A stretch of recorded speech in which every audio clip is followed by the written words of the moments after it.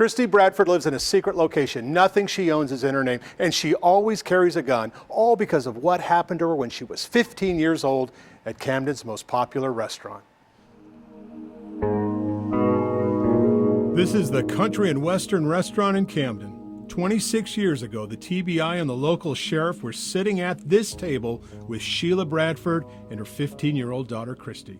Sheila Bradford said she had information about a brutal double murder. She had broken up with her boyfriend, J.C. Bruce, a convicted rapist and kidnapper, and she wanted protection in exchange for information. She said, "Can you help me? Can you protect me?" And they said, "You don't know enough for us to be able to help you." And then the explosion happened, which my mother thought was a gunshot, and she grabbed me and threw me to the floor. And then Mama just grabbed me and said, "He knows we're here, we have to leave." The explosion was in a building out back. It was engulfed in flames. That was September 21st, 1992. Sheila Bradford hid that night. The next day she went back to her home on Little Jim Road. She wanted to pick up some clothes before going back into hiding. She was drying some socks. It was 10:30 a.m. when she stopped answering the phone. She just disappeared off the face of the earth. Yes. I mean, there was no trace, nothing. Nothing. Her car was sitting in the driveway. Just she was missing. Were her clothes still in the dryer? Yes. The next day, Kristie called the police and said, "My mother's missing. We're sure she was taken because of the meeting at Country and Western." But for some reason, law enforcement decided there was no foul play. In fact, they told Kristie she couldn't even file a missing persons report. She didn't even have shoes on.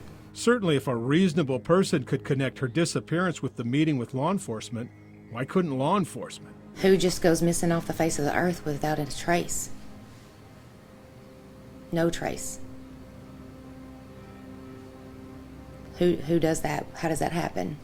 And for no one to do anything. By the way, remember that murder she had information about? It was a brutal double murder. Danny Vine and Della Thornton. Brothers Gary Bruce, Robert Bruce, and Jerry Bruce were all convicted of the murder. Sheila's boyfriend, J.C. Bruce, was the only brother not charged in those murders.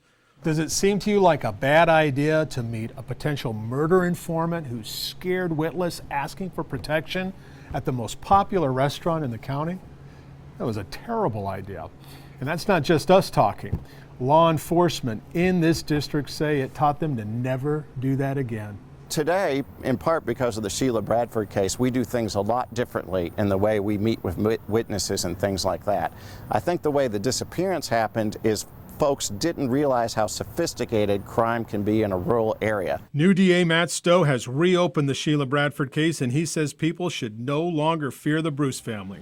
The three murderers are still in prison serving life without parole. This crime family had people scared to death, and as a result of the fact that most of them are in prison, people may feel comfortable coming forward now when they would not have felt comfortable coming forward before. Kristie Bradford ended up working in law enforcement. She's a dispatcher at the Carroll County Sheriff's Department. She loves getting people help, even though no one helped her.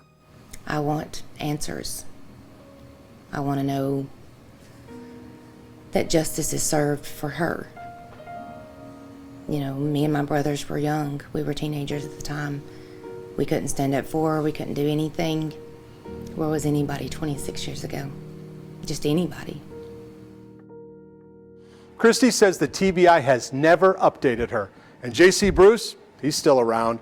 He's a free man. I'm Dennis Ferrier, Fox 17 News.